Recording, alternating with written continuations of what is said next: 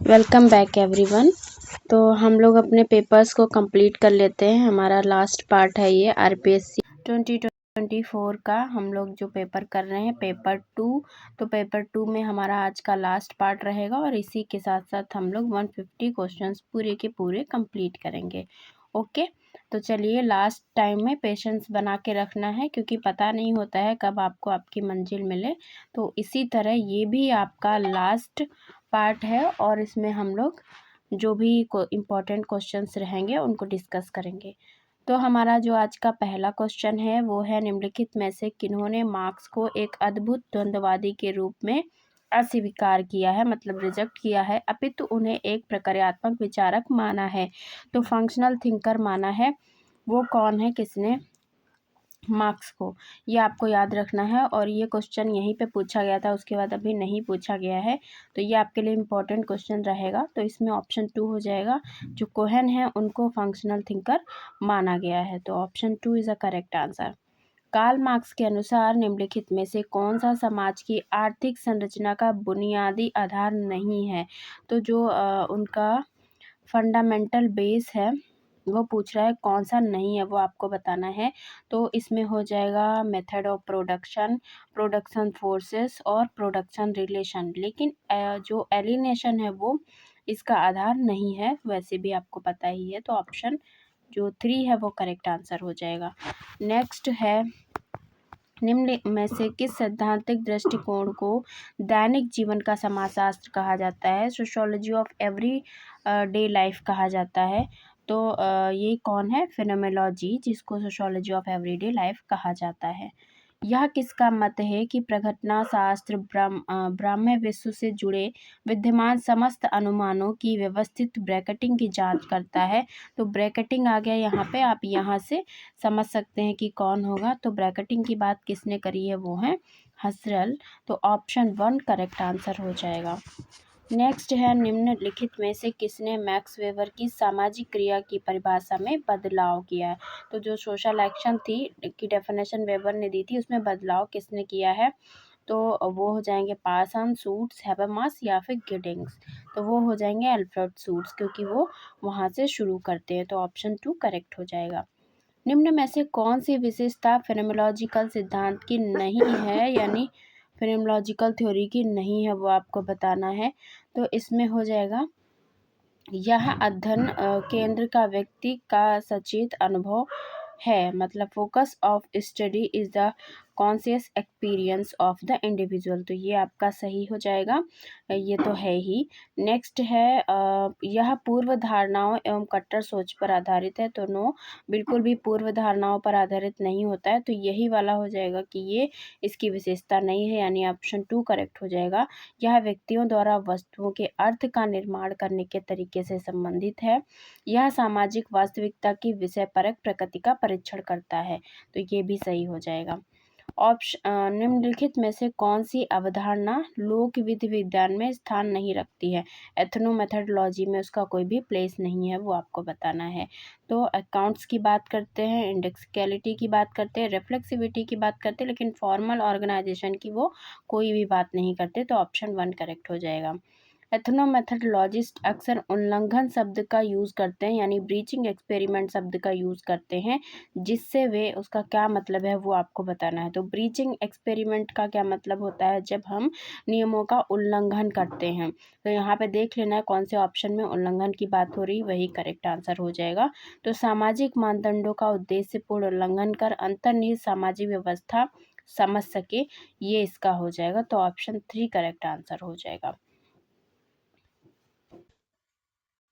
एथनोमेथोडोलॉजी का समाजशास्त्रीय क्षेत्र में प्राथमिक केंद्र बिंदु क्या है। तो एथनोमेथोडोलॉजी का जो मेन फोकस है वो किस पे होता है, सांस्कृतिक मानदंडों एवं मूल्यों का अध्ययन, लोगों को उनकी सामाजिक दुनिया का बोध कराने के तरीकों का विश्लेषण, यानी उनके जो भी वो मेथड अपनाते हैं हम इसमें अध्ययन करते हैं। तो यहाँ पे ऑप्शन जो 2 है वो करेक्ट आंसर हो जाएगा। नेक्स्ट है, निम्न में से कौन प्रतीकात्मक अंतःक्रियावादी नहीं है? सिंबॉलिक इंटरेक्शनिस्ट कौन नहीं है वो आपको बताना है। तो वो जो है गॉफमैन, ब्लूमर, मीड, ये लोग तो हैं ही, लेकिन पैरेटो नहीं है, तो ऑप्शन 1 करेक्ट हो जाएगा।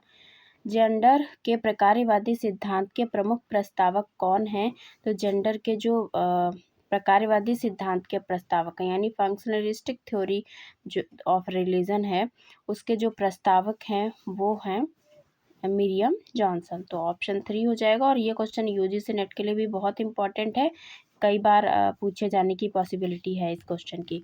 नेक्स्ट है रेडिकल नारीवाद निम्न में से किन विश्वासों पर आधारित नहीं है? तो जो नहीं है वो आपको बताना है। रेडिकल फेमिनिज्म से रिलेटेड नहीं है, वो आपको बताना है।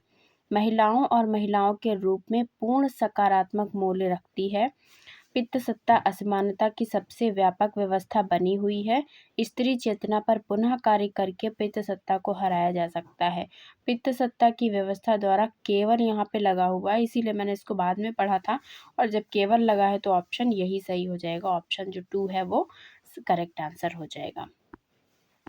निम्नलिखित में से यह किसका मत है? अनेक बार शासक वर्ग समुदाय की अधिकतम उपादेयता की समस्या एवं समुदाय के लिए अधिकतम उपादेयता की समस्या में भ्रम को उपस्थित करता है। तो ये किसका कोटेशन है? तो ये कोटेशन हो जाएगा पैरेटो का। क्यों? क्योंकि यहाँ पे शासक वर्ग की रूलिंग क्लास की बात हुई है और उसकी बात सिर्फ पैरेटो करते हैं। तो ऑप्शन 4 करेक्ट हो जाएगा। नेक्स्ट है निजित्व भी राजनीति है का विचार नारीवाद की किस लहर में उभरा? तो यहाँ पे पर्सनल इज ऑल्सो पॉलिटिकल, ये किसने कहा है? ये कौन सी लहर में कहा गया है? तो ये कौन सी वेव में है? First wave, second wave, third wave या फिर फोर्थ? तो ये है सेकंड वेव में, पर्सनल इज ऑल्सो पॉलिटिकल। संरचीकरण सिद्धांत यानी स्ट्रक्चरेशन सिद्धांत के अंतर्गत व्यक्ति को किस रूप में देखा जाता है? तो वो ऑटोनोमस एंड इंडिपेंडेंट एक्टर्स के रूप में देखा जाता है। तो ऑप्शन 2 करेक्ट हो जाएगा, स्वायत्त एवं स्वतंत्रकर्ता। नेक्स्ट है निम्नलिखित में से यह किसका मत है कि अभिकरण और संरचना यानी स्ट्रक्चर और एजेंसी एक द्वैत हैं? तो यहाँ पर डुअलिटी ऑफ स्ट्रक्चर और एजेंसी की बात करी जा रही है और सभी को पता है, गेटिंग्स की बात करते हैं, तो ऑप्शन 2 करेक्ट हो जाएगा। नारीवादी की कौन सी लहर कानूनी अधिकारों एवं लैंगिक समानता सहित मताधिकार की लड़ाई से जुड़ी हुई है? तो कौन सी जो वेव है वो फाइट और legal rights and gender equality including suffrage से जुड़ी हुई है? तो ये वाली वेव हो जाएगी फर्स्ट वेव, क्योंकि वहाँ पे ही मताधिकार की लड़ाई सबसे पहले उसी वेव में बात करी गई थी। निम्न में से कौन संरचनावादी नहीं है? स्ट्रक्चरलिस्ट कौन नहीं है वो आपको बताना है। तो जो सोच हैं वो तो हैं ही, लेवी स्ट्रॉस भी हैं, अल्थूजर भी हैं, लेकिन ह्यूमंस नहीं है, उनका तो एक्सचेंज से हो रही है। तो ऑप्शन 4 करेक्ट हो जाएगा। निम्नलिखित में से कौन किस सिद्धांत के साथ वृत्तांत ज्ञान की अस्वीकृति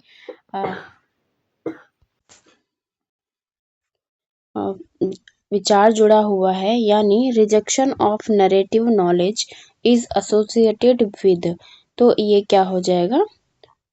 स्ट्रक्चरेशन, ट्रेडिशन, मॉडर्निज्म, पोस्ट मॉडर्निज्म। तो ये हो जाएगा पोस्ट मॉडर्निज्म, यानी मेटा नैरेटिव्स की बात कौन करता है? डियोटार्ड। तो पोस्ट मॉडर्निज्म में हो जाएगा। उत्तर आधुनिक समाज का कौन सा तत्व जेमसन ने नहीं दिया है? तो जेमसन ने किसकी बात नहीं करी है वो आपको बताना है। तो उत्तर आधुनिक समाज में प्रजनन और प्रौद्योगिकी का प्रभुत्व है, यानी रिप्रोडक्टिव टेक्नोलॉजी का डोमिनेंस है। इसमें ऐतिहासिकता का अभाव है, there is a loss of historicity, और भावनाओं अथवा आवेगों की कमी उत्तर आधुनिकता की विशेषताएं हैं। तो पोस्ट मॉडर्निज्म में क्या होता है? इमोशंस और इफेक्ट की कमी होती है। गहराई एवं गहरे अंतर्निहित अर्थ उत्तर आधुनिक समाज की विशेषता है। तो जब इसी की कमी है भावनाओं की, तो फिर गहराई और अंतर्निहित अर्थ कैसे हो जाएंगे? तो ऑप्शन 1 जो है वो इसका करेक्ट आंसर हो जाएगा।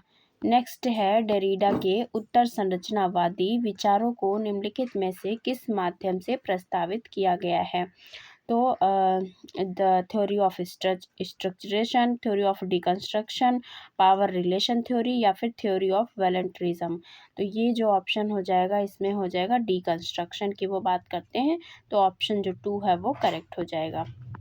शोध का कौन सा उपागम मनोवृत्ति, मत एवं व्यवहार के व्यक्तिपरक मूल्यांकन से संबंधित है? तो यहाँ पे which approach to research is concerned with subjective assessment of attitudes, opinions and behaviour. तो जब हम इन सब की बात करते हैं तो वो हमारा क्या हो जाता है, क्वालिटेटिव अप्रोच हो जाता है, यानी ऑप्शन 1 जो है वो करेक्ट आंसर है। नेक्स्ट है, वह शोध जिसका उद्देश्य किसी तात्कालिक समस्या का समाधान ढूंढना है।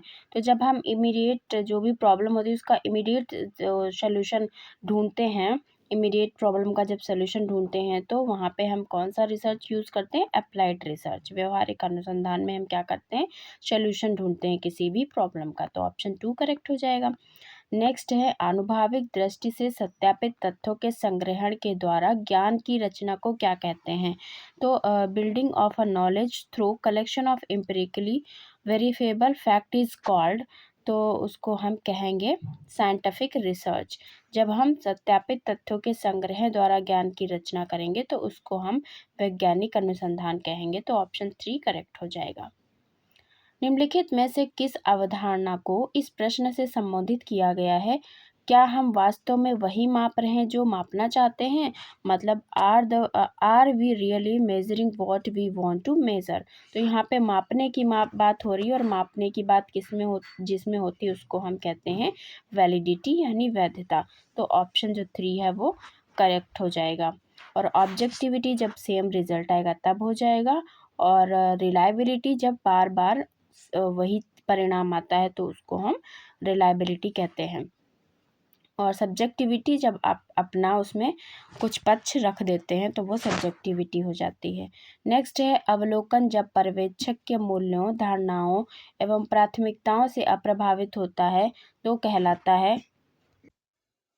तो वो क्या कहलाता है, जब पर्यवेक्षक के मूल्यों, धारणाओं एवं प्राथमिकताओं से अप्रभावित होता है, मतलब प्रभावित नहीं हो रहा है, तो वो कहलाएगा, अभी मैंने आपको बताया था, जब सेम रिजल्ट आएगा यानी प्रभावित नहीं हो रहा है तो वो ऑब्जेक्टिविटी हो जाएगा, तो ऑप्शन 1 करेक्ट हो जाएगा। सामाजिक अनुसंधान के विभिन्न चरण सही क्रम लगाना है, जैसा कि बेली ने वर्णन किया। तो बेली नहीं भी होगा तो भी आप जो सोशल रिसर्च है उसके जो स्टेप्स हैं उनको सीक्वेंस में लगाना आपको पता ही होगा। तो हम लोग देख लेते हैं, सबसे पहले क्या होगा, हम लोग किसी भी रिसर्च प्रॉब्लम को चूज़ करेंगे तो सबसे पहले क्या होगा, ऑप्शन सी हो जाएगा, और ऑप्शन सी केवल एक ही में है। पहले तो हमारे आंसर तो मिल गया है लेकिन सीक्वेंस देख लेते हैं, उसके बाद हम लोग हाइपोथेसिस बनाएंगे, फिर रिसर्च डिज़ाइन देखेंगे और लास्ट में डेटा कलेक्शन करेंगे, तो ये हमारा सीक्वेंस बिल्कुल सही बैठ रहा है। नेक्स्ट है, निम्न में से वर्णनात्मक अध्ययन का उदाहरण कौन है? तो जब डिस्क्रिप्टिव रिसर्च की बात होती है तो उसका हमने एक ही बताया है कई बार आपको कि सेंसस जो है वो इसका एग्जाम्पल है, यानी जो भारत की जनगणना है वो वर्णनात्मक अध्ययन का उदाहरण है। निम्न में से कौन सी वैज्ञानिक शोध की विशेषता नहीं है? तो जो साइंटिफिक रिसर्च का फीचर नहीं है वो आपको बताना है। तो यहाँ पे हो जाएगा, एक एविडेंस होना चाहिए और प्रिसिशन होना चाहिए और सिस्टमेटाइजेशन होना चाहिए, लेकिन सब्जेक्टिव इंटरप्रिटेशन जब अपने उसमें मत आप रख देंगे तो वो साइंटिफिक रिसर्च की विशेषता नहीं होगा, तो ऑप्शन 2 जो है वो करेक्ट आंसर हो जाएगा।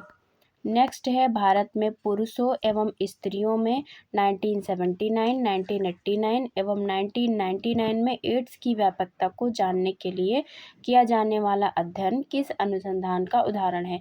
तो बार बार वो कर रहे हैं ना, तो जब कहीं किसी भी उसमें बार बार अध्ययन किया जाता है तो वो एक लॉन्ग टाइम के लिए हो जाता है, लॉन्ग टाइम के लिए है मतलब लॉन्गिट्यूडनल रिसर्च हो जाएगा, तो ऑप्शन 3 करेक्ट हो जाएगा।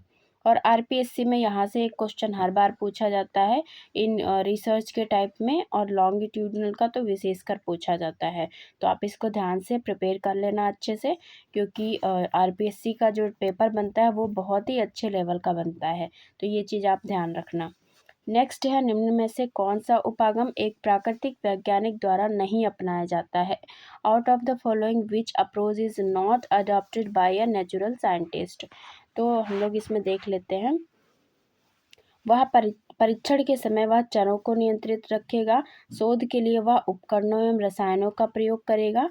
प्रयोगशाला में टेस्ट भी करेगा। वह अध्ययन की जाने वाली प्रघटना में भाग लेगा और तथ्यों का साक्षात्कार करेगा। तो जब हम नेचुरल साइंस की बात करते हैं यानी फिजिक्स, केमिस्ट्री जो मैथ है उसमें ये साक्षात्कार वाला नहीं होगा। तो ऑप्शन जो 1 है वो करेक्ट आंसर हो जाएगा। निम्न में से किसको वैज्ञानिक अनुसंधान का महत्वपूर्ण उपयोग नहीं माना जाता है? तो वो क्या हो जाएगा? यह अनिश्चितता को कम करता है, भविष्य की योजनाएं बनाने में मदद रखता है, यह निर्णय शक्ति में सुधार लाता है, यह विषय परकता को बढ़ावा देता है। तो इसमें जो करेक्ट आंसर होगा वो क्या हो जाएगा? यह विषय परकता को बढ़ावा देता है, यानी सब्जेक्टिविटी को बढ़ावा नहीं देता बल्कि वो ऑब्जेक्टिविटी को बढ़ावा देगा। अनुसंधान का वह प्रकार जो कार्य योजना की प्रभावशीलता को मापेगा वो क्या कहलाता है? तो जो उसको मापता है वो कहलाता है एक्सपेरिमेंटल रिसर्च, एक्सप्लोरेटरी रिसर्च या फिर क्वांटिटेटिव रिसर्च या एवोल्यूटिव। तो वो हो जाएगा एवोल्यूटिव। ऑप्शन 4 करेक्ट हो जाएगा। मूल्यांकनात्मक रिसर्च। चरों के मध्य संबंधों के अनुमान को क्या कहते हैं? तो चरों के मध्य संबंधों को कहेंगे हाइपोथेसिस। तो ऑप्शन जो 2 है वो करेक्ट आंसर हो जाएगा। नेक्स्ट है, निम्न में से कौन सी परिकल्पना की विशेषता नहीं है, यानी हाइपोथेसिस की कैरेक्टरिस्टिक्स नहीं है, वो आपको बताना है। तो गुडे एंड हार्ट ने 5 कैरेक्टरिस्टिक्स बताई थी, वो आपको हमेशा के लिए लर्न कर लेना है। हाइपोथेसिस की जब बात करेंगे तो उसमें पहली उन्होंने जो विशेषता रखी है वो क्या है? It should be empirically testable. ये जो हाइपोथेसिस है वो परीक्षण योग्य होनी चाहिए। तो ये बिल्कुल इसकी विशेषता है। तो ऑप्शन 1 तो नहीं होगा। नेक्स्ट है, it should be specific and precise. तो ये भी इसकी विशेषता है, या विशिष्ट एवं सटीक होनी चाहिए। The statement in a hypothesis should be contradictory. तो ये जो है कंट्राडिक्टरी नहीं होने चाहिए। तो यहाँ पे ये वाली इसकी विशेषता नहीं है। तो ये इसका करेक्ट आंसर हो जाएगा, यानी ऑप्शन 3 करेक्ट है। इसे उन चरों को स्पष्ट करना चाहिए जिनके मध्य संबंध स्थापित हैं। तो it should specify variables between which the relationship is to be establish. तो ये भी इसकी विशेषता है। और इसके अलावा आप और जान लीजिए कि उन्होंने और 2 विशेषताएं क्या बताई हैं। 3 तो यहाँ पे मेंशन है। इसके अलावा जो वो बताते हैं तो चौथी में उन्होंने बात करी है कि ये रिलेटेड टू टेक्निक्स होना चाहिए। तो इसका मतलब रिलेटेड टू हो जाएगा, रिलेटेड टू टेक्निक्स, मतलब जो टेक्निक है उनसे संबंधित होना चाहिए। तो ये पांचों आपको विशेषताएं याद कर लेनी है ताकि आप कहीं बता सकें और आप इसमें से फाइंड आउट भी कर सकें। नेक्स्ट जो लास्ट है वो है रिलेटेड टू थ्योरी। तो रिलेटेड टू हो जाएगा थ्योरी, यानी 2 चीज़ से रिलेटेड होना चाहिए। किससे? टेक्निक से और थ्योरी से। और एम्पिरिकली टेस्टेबल होना चाहिए, स्पेसिफिक होनी चाहिए, और ये इसमें रिलेशनशिप होनी चाहिए, यानी कॉजुअल रिलेशनशिप भी होनी चाहिए। तो ये 5 विशेषताएं गुडे एंड हार्ट ने दी हैं, ये आप लर्न कर लेना, आपके काम आएगी। नेक्स्ट है, निम्न में से कौन सा एक हाइपोथेसिस का उदाहरण नहीं है? तो वो आपको बताना है। छात्रावास में निवास करने वाले छात्रावास में नहीं रहने वालों से अधिक मद्यपान का उपयोग करते हैं। उच्च वर्ग वाले लोगों के निचले वर्ग वाले लोगों से कम बच्चे होते हैं। तो ये सारे हाइपोथेसिस के उदाहरण हो सकते हैं। कार्य अवधि के बढ़ने से कार्य संतुष्टता कम हो जाती है। राजस्थान में बाल विवाह की व्यापकता का पता लगाना। तो यहाँ पे आप देख रहे हैं कि 2-2 वेरिएबल्स हैं, लेकिन इसमें सिर्फ एक स्टेटमेंट लिखा हुआ है। तो ये हाइपोथेसिस का उदाहरण नहीं है। तो ऑप्शन 4 जो है वो करेक्ट आंसर हो जाएगा। वस्तुपरक एवं निष्पक्ष शोध को क्या कहते हैं? तो उसको कहते हैं ऑब्जेक्टिव एंड अनबायस्ड रिसर्च को कहते हैं वैल्यू फ्री रिसर्च। तो ऑप्शन 1 करेक्ट हो जाएगा।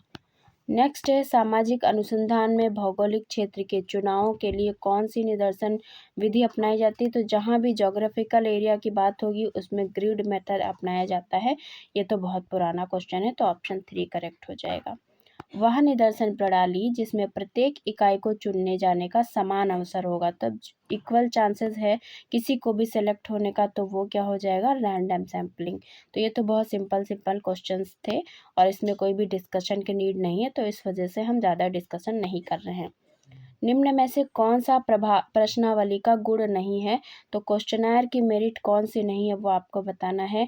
तो इसमें सेल्फ एडमिनिस्टर्ड हो जाएगा, मिनिमम एक्सपेंडिचर हो जाएगा, स्टडी ऑफ लार्ज पॉपुलेशन हो जाएगा, लैक ऑफ इमोशनल सिमुलेशन, तो ये जो हो जाएगा इसकी विशेषता नहीं है। भावनात्मक प्रेरणा का अभाव, ये इसकी विशेषता नहीं है। तो ऑप्शन जो 3 है वो करेक्ट आंसर हो जाएगा। नेक्स्ट है निदर्शन की वह विधि जिसमें उत्तरदाताओं का चयन पहले से परिचित और उपलब्ध लोगों में से किया जाता है, वो क्या कहलाता है। तो वो जब पहले से ही पता है, एक दो लोग हैं हमारे जानने वाले, हमने उनसे कहा आप बता दो, फिर उन्होंने उनके जानने वालों से कर दिया, तो इस तरह से हमारा सैंपल डिसाइड होता है, उसको हम कहते हैं स्नोबॉल सैम्पलिंग। तो ऑप्शन 1 करेक्ट हो जाएगा। जिस प्रश्नावली में निश्चित भाषा एवं पूर्व निर्धारित प्रश्न होंगे, तो जब प्री डिटरमाइंड क्वेश्चंस हैं उसको हम क्या कहेंगे, उसको हम कहेंगे स्ट्रक्चर्ड क्वेश्चनर। तो ऑप्शन 2 करेक्ट हो जाएगा। एक निश्चित चुनाव केंद्रित प्रश्न को क्या कहा जाता है, जो फिक्स चॉइस क्वेश्चंस होते हैं उनको हम कहते हैं फ्लेक्सिबल क्वेश्चंस, ओपन एंडेड या फिर क्लोज एंडेड या डायरेक्ट क्वेश्चन। तो उसको हम कहते हैं क्लोज एंडेड, क्योंकि फिक्स चॉइस है, इसी में से हमको चूज करना है, टिक लगाना है, जो भी सही है जो भी गलत है उसमें से। शोध समस्या का चयन करने के लिए निम्नलिखित में से कौन सा पक्ष विचार नहीं होना चाहिए। तो इसमें कंट्रोवर्शियल सब्जेक्ट या फिर ओवरडन सब्जेक्ट या वेग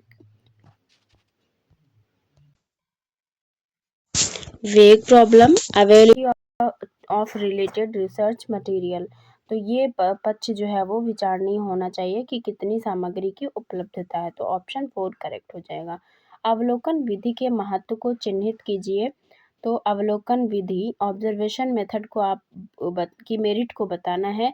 तो इसमें बहुत अधिक व्यय अंतर्निहित है, तो बहुत अधिक खर्चा तो नहीं होता है, तो ये तो है नहीं। सीमित जानकारी, ये तो ऐसा तो होता नहीं। व्यक्तिपरक पूर्वाग्रह समाप्त किया जाता है, तो सब्जेक्टिव जो बायस होती है वो समाप्त हो जाती है। तो ऑप्शन जो 3 है वो करेक्ट हो जाएगा। उत्तरदाताओं तक पहुंच प्रतिबंधित या बिल्कुल नहीं, तो ये नहीं होगा। तो ऑप्शन जो 3 है वो करेक्ट आंसर हो जाएगा। Scientific social survey and research किसकी बुक है, तो ये बुक है पीवी यंग की, जो कि 1966 में पब्लिश हुई। तो ये तो बहुत पूछी जाती है, कॉमन बुक है। पार्टिसिपेंट जो ऑब्जर्वेशन है उसको सबसे पहले लिंडमैन ने कौन सी बुक में यूज़ किया था, तो वो है सोशल डिस्कवरी। निम्न में से कौन सा जो सेकेंडरी डेटा का टाइप नहीं है, तो सेकेंडरी डेटा का टाइप कौन सा नहीं है वो आपको बताना है। तो वो सेंसस रिपोर्ट तो सेकेंडरी डेटा, हिस्टोरिकल डॉक्यूमेंट्स भी सेकेंडरी है और पर्सनल डॉक्यूमेंट्स भी सेकेंडरी डेटा है, लेकिन पर्सनल इंटरव्यू प्राइमरी डेटा है। तो ऑप्शन जो 4 है वो करेक्ट हो जाएगा। निम्न में से किस शोध प्ररचना रिसर्च डिज़ाइन में नियंत्रण समूह का यूज़ होता है, तो कंट्रोल ग्रुप का किस में यूज़ होगा, तो एक्सपेरिमेंटल रिसर्च में ही यूज़ होगा। अब कंट्रोल एंड कंट्रोल ग्रुप तो प्रयोगात्मक रिसर्च, ऑप्शन 2 करेक्ट हो जाएगा। और आज का लास्ट क्वेश्चन बहुत ही सिंपल है। Research methods in social relation book जो है उसके लेखक कौन है, तो उसके लेखक हैं जहोदा एंड कुक। तो ऑप्शन जो 2 है वो करेक्ट हो जाएगा। तो मैंने पार्ट 2 के जितने भी 150 क्वेश्चंस थे उनको कंप्लीट कर लिया है। और आज 2025 का क्योंकि लास्ट डे है, तो मैं इस डे पे यही कहना चाहूँगी कि जितने भी आपके इस साल में दुख दर्द रहे वो सारे इसी साल में ख़त्म हो जाएं और नए साल में आप नई शुरुआत करिए, नए एम के साथ, नए जोश के साथ, नई उमंग के साथ अपनी नई मंजिल, जो भी आपकी मंजिल है उसको प्राप्त करिए। और मैं उम्मीद करती हूँ कि जब हम नेक्स्ट मिलें, नेक्स्ट ईयर में जब हम आपको न्यू ईयर विश करें, तो आपका जो भी गोल है उसको वो आप पा चुके हों और उसी के साथ ही साथ आपका जो भी सपना है वो पूरा हो चुका हो। तो इन्हीं ब्लेसिंग्स के साथ हम अपनी वीडियो को एंड करते हैं और हम जुड़े रहेंगे हमारे चैनल के साथ आप लोग, तो कुछ हम लोग नया नया सीखते रहेंगे और कोशिश करेंगे आपके जो भी गोल है उसको पाने में जितनी भी हेल्प हो सके वो हम करें। और जो भी आपको हमसे हेल्प चाहिए हो वो आप कमेंट सेक्शन में हमसे बता सकते हैं। तो इन्हीं ब्लेसिंग्स के साथ wish you all a very very happy new year, और मिलते हैं हम लोग फिर नेक्स्ट वीडियो में, नेक्स्ट किसी पार्ट पेपर के साथ। तब तक के लिए bye bye. Thank you for watching the video. If you like the video please do like share and subscribe my channel. Bye bye.